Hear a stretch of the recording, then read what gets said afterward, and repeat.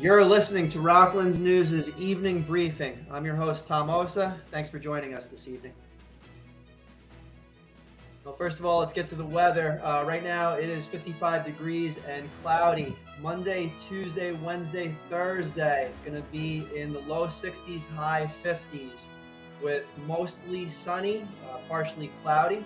Wednesday and Friday is going to be mostly cloudy. Friday is going to be 58 degrees and cloudy. Saturday and Sunday, 62 and 58 degrees respectively, and mostly sunny on both of those 2 days. This episode is sponsored by Kobe Sushi, located in New City, New York, with their News Jazz Lounge, which is opened now, and with jazz on Wednesdays and Saturday evenings. And also special thanks to many of our other sponsors, which we'll get into at the end of the show. Let's get into the news. We have several different briefings for you. First of all, tragic discovery over the weekend in Nyack, where police are investigating an apparent murder-suicide. A man and a woman were found dead inside of a home on North Midland Avenue on Saturday, November 1st. The Orangetown Police Department said that the Rockland County REACT team responded after a family member reported a past domestic incident involving the couple. No names have been released as the investigation continues, but authorities are urging anyone with additional information to contact Orangetown detectives. Rockland County is taking swift action in response to the federal government shutdown. On Monday, County Executive Ed Day, as well as the Rockland County Legislature, authorized $2 million in emergency food funding to assist nearly 19,000 local households expected to lose SNAP benefits this week. The funds will help stabilize local food pantries and ensure no Rockland family goes hungry. In addition, the county is partnering with the United Way to host a food drive with donation bins set up at town halls and county buildings across the region. We'll mention this at the end of the show, but online donations can be made at uwrc.org/food. And we'll announce that at the end of the show as well. Regeneron Pharmaceuticals has announced it was pulling out of Suffern. It will sell the former Avon campus in Suffern, New York, just 2 years after purchasing the property for a reported $39 million. The site had been slated for a major expansion project that promised 230 new jobs and a $100 million investment. It's probably more than $100 that they were going to invest locally. $100 million investment.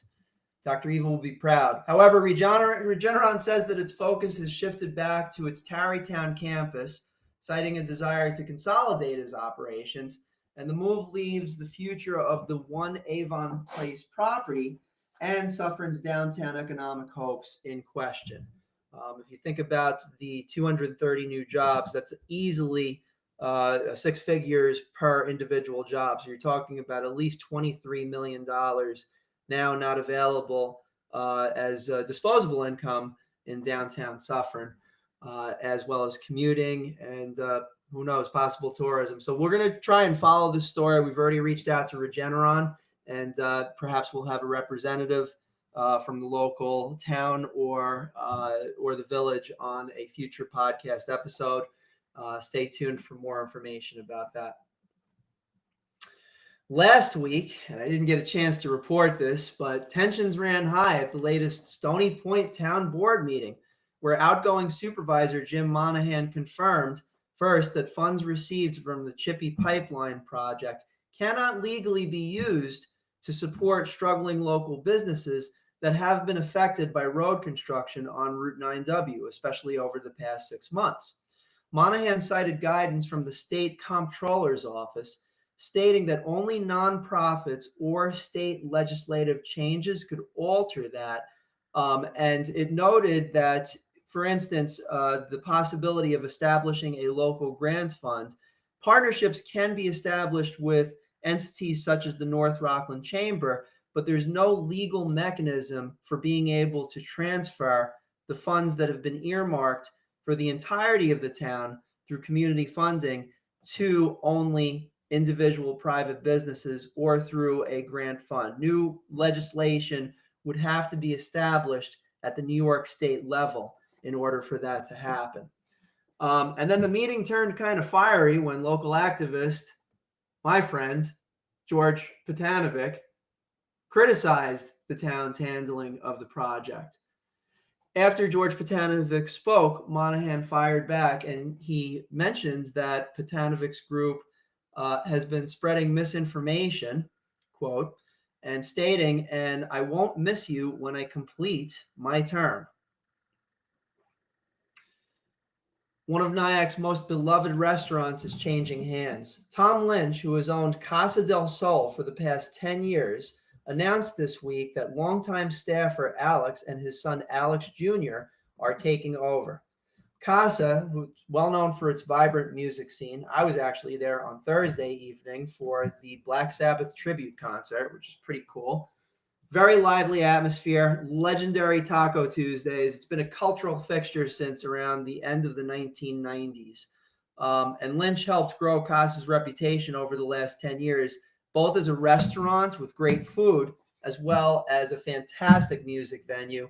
The world famous Casa Jam, which was always on Thursday nights with the local, also beloved group Electric Beef with Tito on drums, as well as a variety of very, very well-known local musicians, fantastic people, by the way. So it's just a fantastic location. And Tom Lynch is going to be sticking around during the transition period. And he even quipped that he might even hang out behind the bar. He's maybe taking it easy for a little bit, but he's still going to be around. And the community poured out support. Many called Casa a home for artists and musicians in Nyack.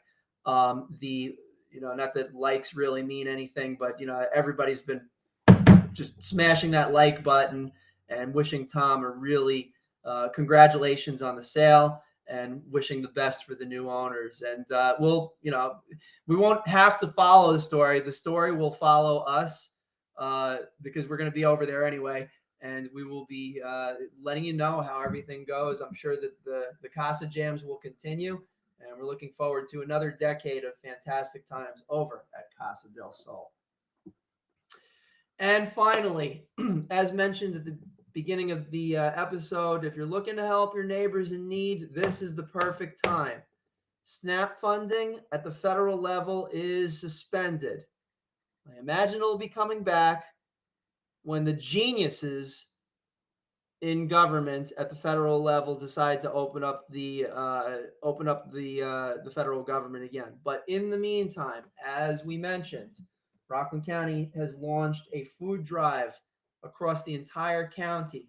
I'm actually going to head over to Rockland's News to let you know about the individual places where you can donate food during these food drives. And I'll tell you how many people, 19,000 Rockland households representing over 54,000 individuals in Rockland County. That's about 12% of our population in Rockland County.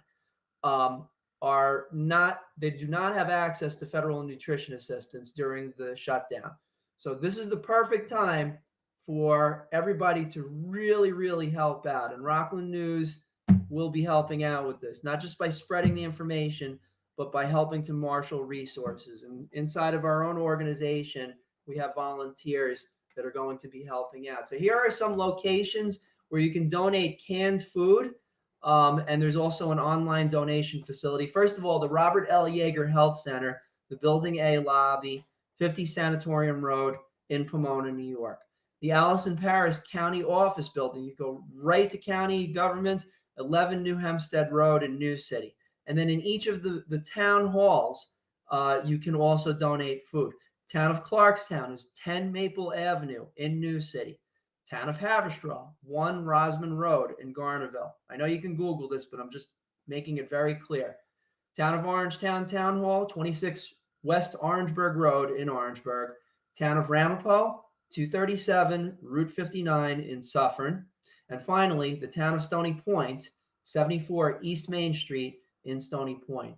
I'm certain that other organizations and other even retail establishments will be helping out with this. It's a team effort. And finally, online donations are also being accepted through the partnership with Rockland County. The United Way of Rockland County has a webpage up at uwrc.org/food. People to people is also very integral in this process. You can learn a little bit more about them at people to people. Let me just make sure I got the right web address here. One moment, please. People to people Inc.org.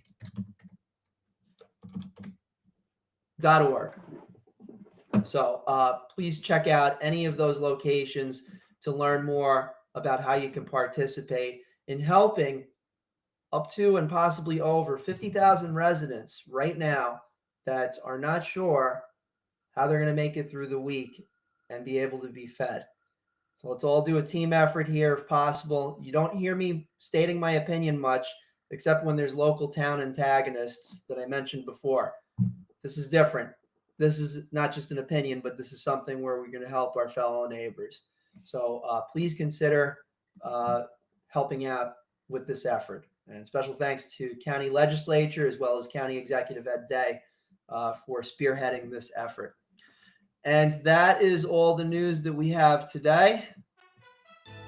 We're going to end with that. I'm just going to also mention our many sponsors that have helped out over the last several years to really help Rockland News grow. Yaboo Fence Company, Dana Pest Control, Easy Temp, located in Hackensack, New Jersey. Kobe Sushi, new music lounge that is already open. It's fantastic. Susan Bova, Coldwell Banker Realty. Lauren-Molino Muller, Howard Hanna Rand Realty. Holeshot Bagels, located in Haverstraw, New York on Route 9W. 99 Signs. A business without a sign is a sign of no business. Workforce Development Board of Rockland County. Rockland Works. Get a job. Why the heck not? FC Perfection Auto Body Repair and Congers. Clean Space Maintenance Management Company. Sparkling Clean Homes. Rockland Music Fest. St. Thomas Aquinas College. And our friends over at Fiesta Acapulco. My name is Tom Osa, and we'll catch you next time. Stay tuned.